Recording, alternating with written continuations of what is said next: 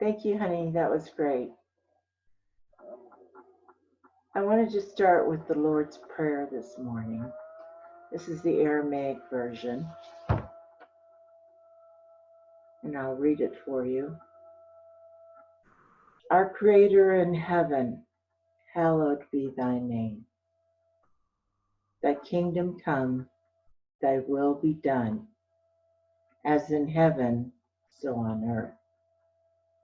Give us bread for our needs from day to day, and forgive us our offenses, as we have forgiven our offenders.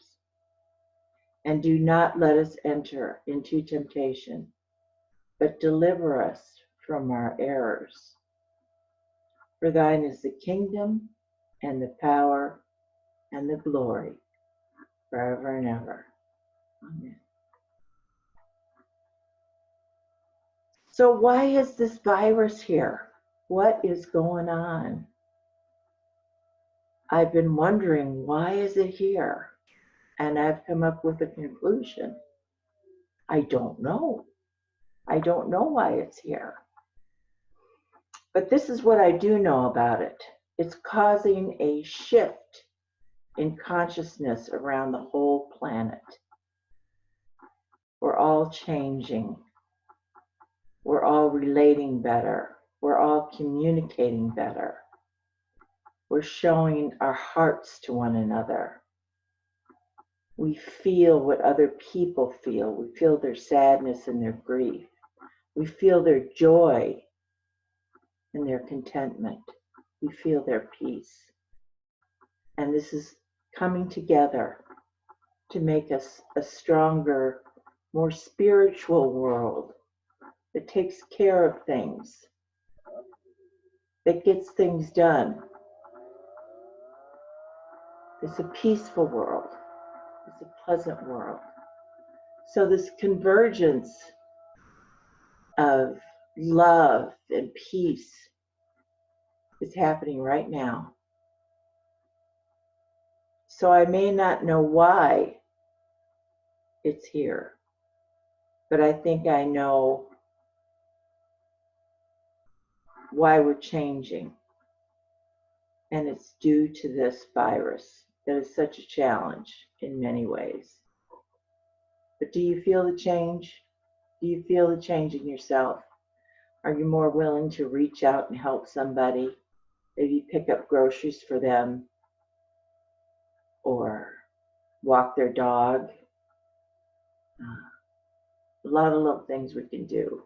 We can leave a lily on someone's doorstep for them to find.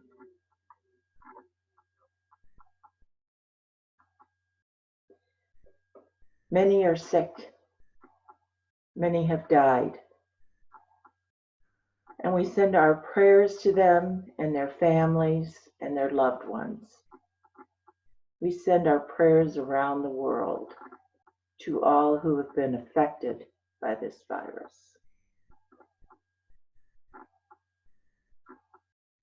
These deaths are harsh. At first, the person goes through fevers and body aches and possibly hallucinations from the fevers.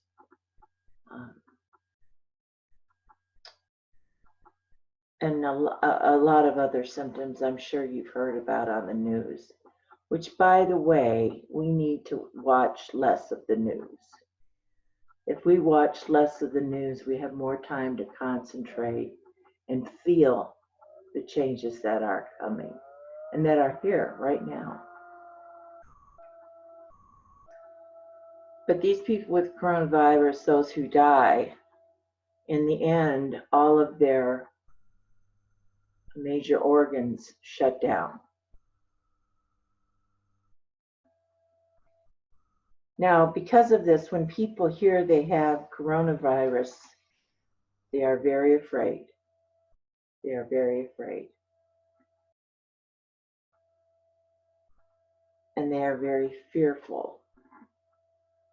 Some have even committed suicide instead of going through the physical suffering of this virus.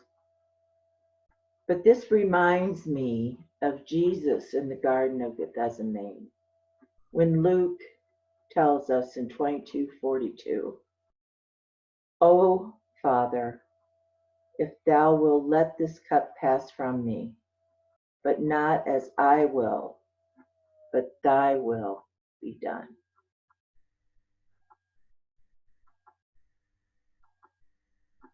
I often have said, and I truly believe, the opposite of fear is love. When you're afraid, you're shut off, you can't love. But I have learned over the past few weeks that suffering is a way to love as well. As well as letting go of the fear, suffering opens us up to new ideas and new experiences. It doesn't leave us alone. The doctors and the nurses in the hospitals are there for us. And all the other first responders are there for us. So even though Jesus was afraid and asked that the cup pass him, he knew, just as the people with coronavirus eventually know, they must surrender. They must surrender to God's will. Now, as we know, God's will for Jesus was to die in order to be resurrected, to show us that there is life after death. We may not know what that looks like, and it doesn't matter. What we know is we continue, we go on, and there's a purpose to our life. And maybe that's one of the things we are learning through this tragedy that's happening, that there is purpose to our lives right now. There's something we can be doing. There's something we can be doing for ourselves, just prayer and meditation, talking with friends on the phone, encouraging others, understanding their boredom and their fear. I know I haven't been out for weeks because I'm afraid. But I'm going to let that go. I know that there is a way around this, and the way around it is always love. So Jesus accepted what God said,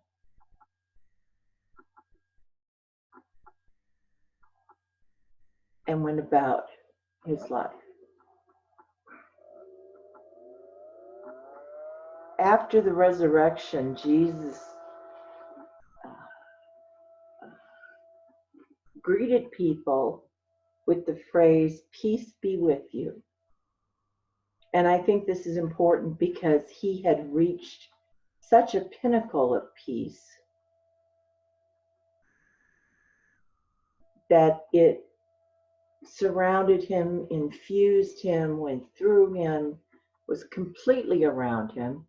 And so when he said to people, "Peace be with you," they could feel that energy, that Christ energy. And it was very calming. And Jesus is very calm after the resurrection. He's very peaceful. He's different. He's changed. Many people didn't recognize Jesus, and I wondered why this was. And then I read the daily word for today, and this is what it says. I recognize the risen Christ in family, friends, and my spiritual community. Early in the evening on the day of resurrection, Jesus, unrecognized, joins two of his followers as they journey from Jerusalem toward the nearby village of Emmaus. Accepting an invitation to stay and share a meal, Jesus takes bread, blesses it, breaks it, and gives it to his hosts. In that moment, their eyes are opened. They recognize Jesus, and alive in their hearts, he vanishes from their sight. Later, the two explain to others how the risen Christ became a living presence to them in the fellowship of breaking bread. Easter celebrates the risen Christ, an immortal presence freed from all limitation, awaiting discovery in every person and life event. I recognize the risen Christ in shared experiences with family, friends, and my spiritual community. And then from Luke 24:31, then their eyes were opened and they recognized him, and he vanished from their sight. I think this is absolutely amazing. We recognize the risen Christ when we are ready, when we eat the bread. And the bread is knowledge. The bread is the Christ Spirit. And once we recognize that, we no longer need to see Christ because we feel the Christ within us.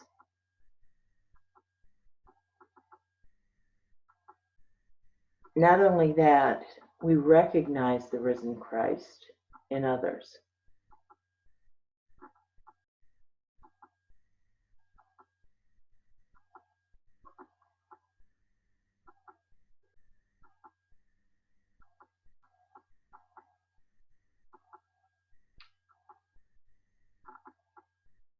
I don't want to forget the resurrection.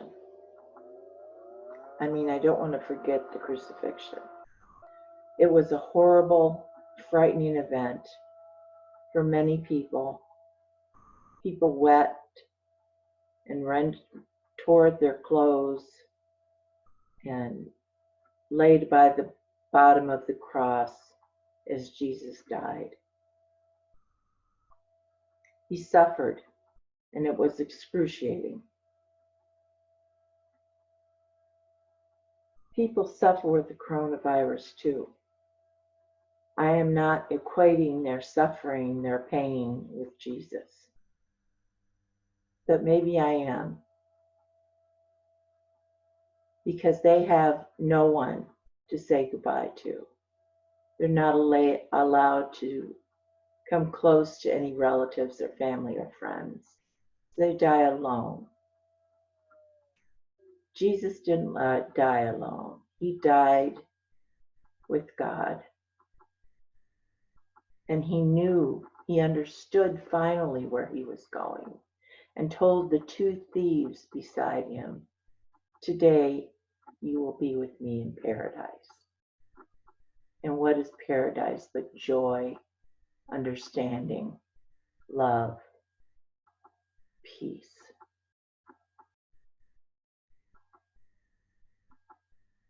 But sometimes the people dying of coronavirus don't get that. And it's painful for them. They don't get to say goodbye to their friends and family. They don't get to say goodbye to their pets or their favorite patch of grass in their backyard. They're just gone. But just as Jesus surrendered his will to God's will, victims can surrender their will to God's will. And I think many of them think, as they get sick and sicker and sicker, that they think about these things and they are afraid. And like I said, fear is the opposite of love. But I'm seeing suffering as a way to reach the love as well.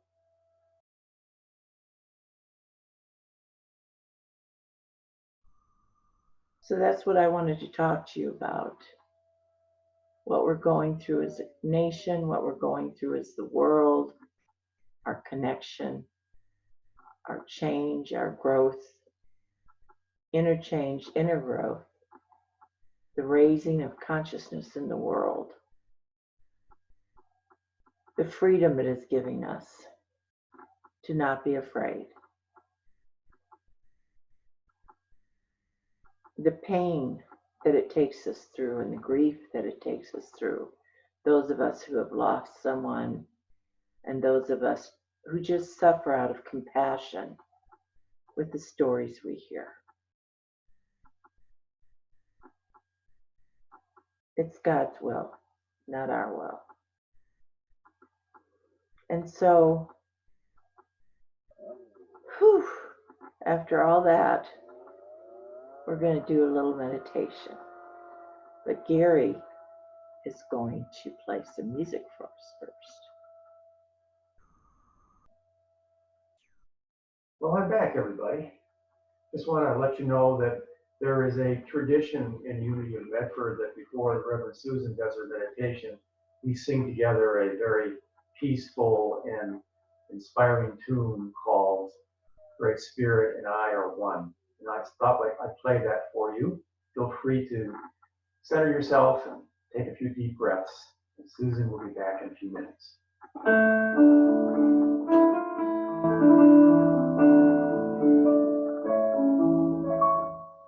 Great Spirit and I are one.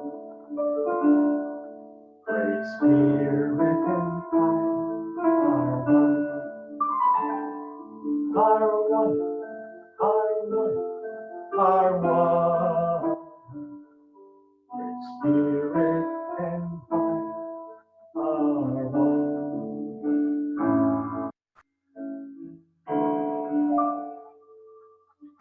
And we'll bring Susan back in. The Father and I are one. We are one in God. So let's have a little meditation to cement that in our hearts, in our souls, in our minds. So take a deep breath.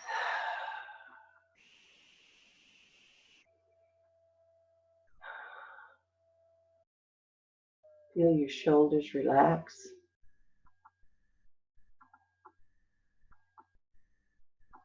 Feel yourself centering in your heart.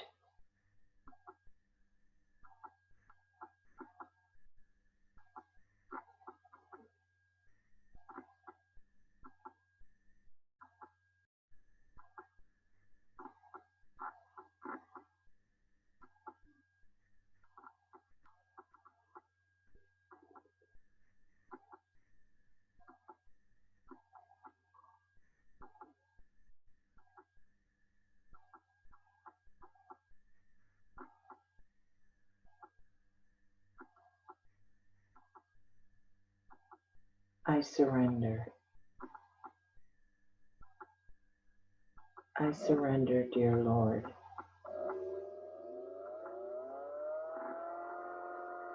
To whatever happens, to however my life unfolds. You give me purpose. And it is my purpose to envision this world healthy, whole, connected.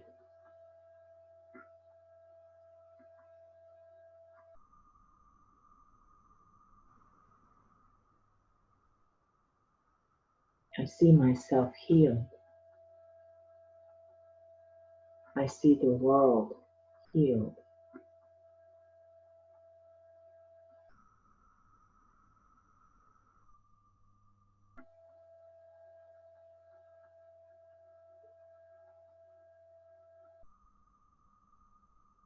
I do not know what the future brings, but I am at peace. For I know your will be done. And because of that, all is well. So I breathe deeply and freely.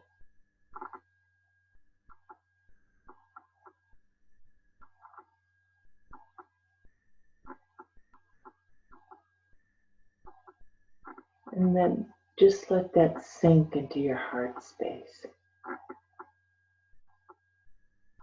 Feel that energy and that peace, that love.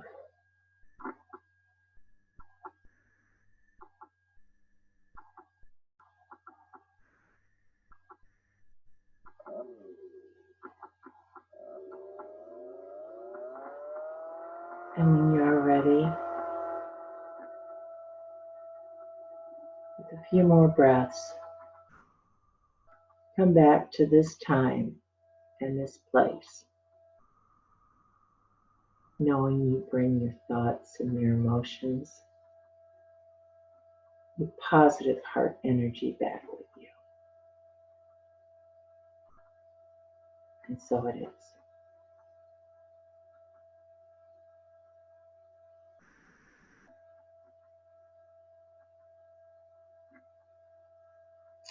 Now, I have a few announcements. If you want to know more about Unity, if you want to know more about Unity of Medford, you can go to Medford Unity Meetup. Put that in your browser address label, and it will take you to us and everything that we're doing. It also gives you connections to other organizations you might be interested in and might be willing to check out that will help you. Of course, Silent Unity is always very, very powerful. And as I said, millions of people are praying right now.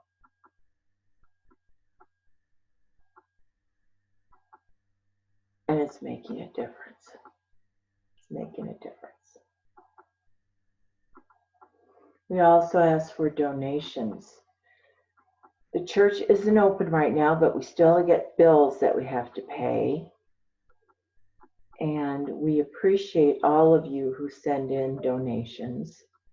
We ask that you send in checks to our mailing address, which is 540 North Holly Street, Medford, Oregon, 97501. On the meetup page, you also have access to Gary and I. Our email addresses are on there, our phone numbers are on there. So I guess that's about it. We're going to try and do this every Sunday so we can stay in touch and say hello. And now I'd like to do the prayer for protection, and then we'll end for today. Thank you for being here. Thank you for being a part of Unity.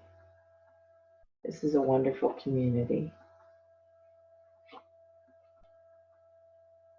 The light of God surrounds me. The love of God enfolds me. The power of God protects me, and the presence of God watches over me. Wherever I am, God is, and all is well. So Gary and I would like to say goodbye. Bye-bye. Goodbye. Goodbye. We'll see you next time. I love you.